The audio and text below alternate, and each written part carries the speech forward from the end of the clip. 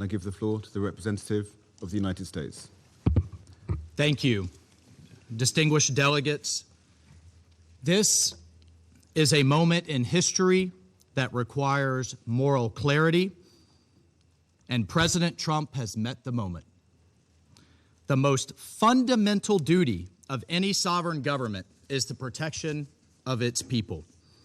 Operation Epic Fury is directed towards specific and strategic objectives: to dismantle missile capabilities that threaten allies, to degrade naval assets used to destabilize international waters, and to disrupt the machinery that arms proxy militias, and to ensure the Iranian regime never, ever can threaten the world with a nuclear weapon. As President Trump said last night, for decades, the Iranian regime has willfully destabilized the world. It has killed American forces and citizens, threatened regional allies, and jeopardized the security of international shipping upon which the world depends.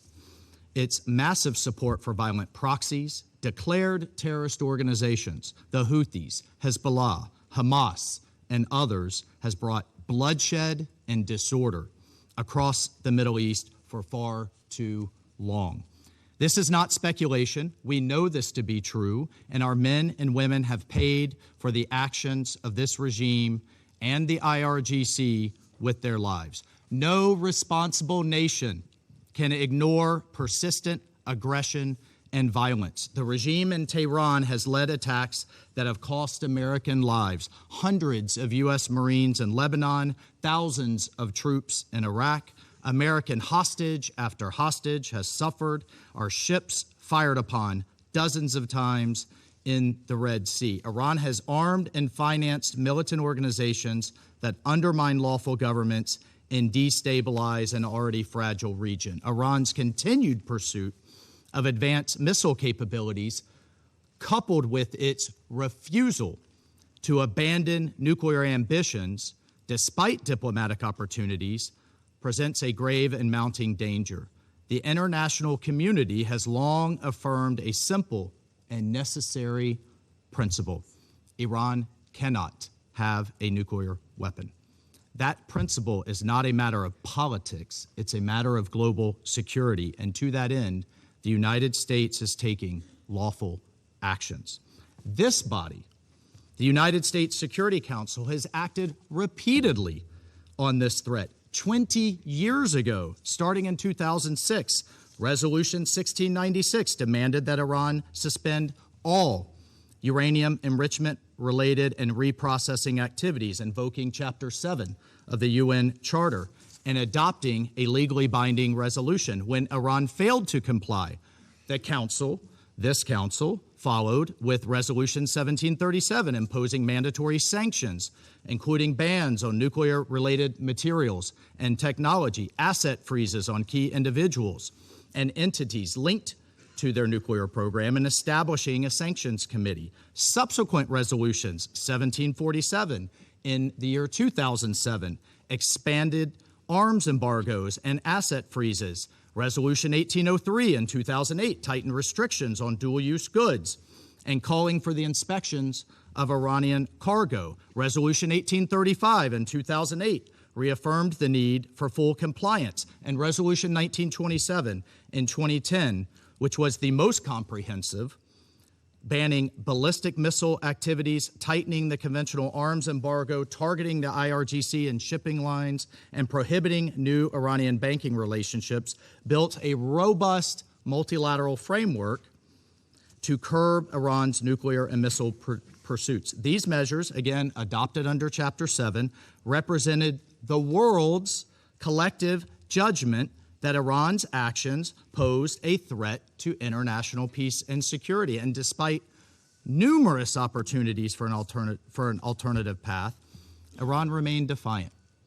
And the Security Council decided on September 19th of last year, 2025, to restore these measures, snap back sanctions, sending a clear message that the world will not acquiesce to threats and half measures, and Tehran would be held to account.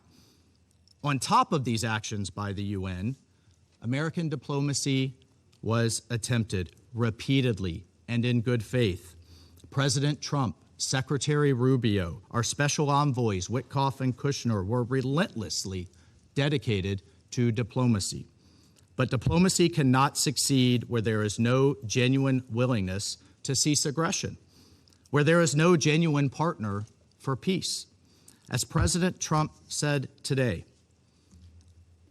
and he spoke directly to the Iranian people, he said, quote, "To the proud, great people of Iran, I saw tonight that the hour of your freedom is at hand.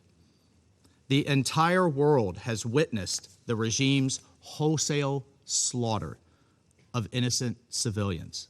The sad irony is that this same regime will attempt to lecture us today about human rights and the rule of law. Its presence here in this council makes a mockery of this body. But where the UN lacks moral clarity, the United States of America will maintain it. Indiscriminate and unprovoked attacks by the Iranian regime today against our regional partners, Kuwait, the United Arab Emirates, Bahrain, Qatar, Jordan, and others, reinforce precisely why such actions are necessary. The regime has not only struck military assets, but civilian infrastructure as well. Those who stand with us must know that their security is not negotiable. The safety of our allies is not conditional. It is assured. The bottom line is this, colleagues. Our allies and partners can count on the United States and can count on President Trump. Colleagues, peace is not preserved by appeasing those who threaten it. Peace is preserved through strength in the face of terror. History has taught us that the cost of inaction is far greater than the burden of decisive action. And our president, President Trump, has taken that decisive action today. I thank you. I thank the representative of the United States for the statement, and I give the floor to the representative of Denmark. Thank you, Mr. President, and thank you to the UK Presidency for convening the Council for this urgent meeting following the latest developments in the Middle East.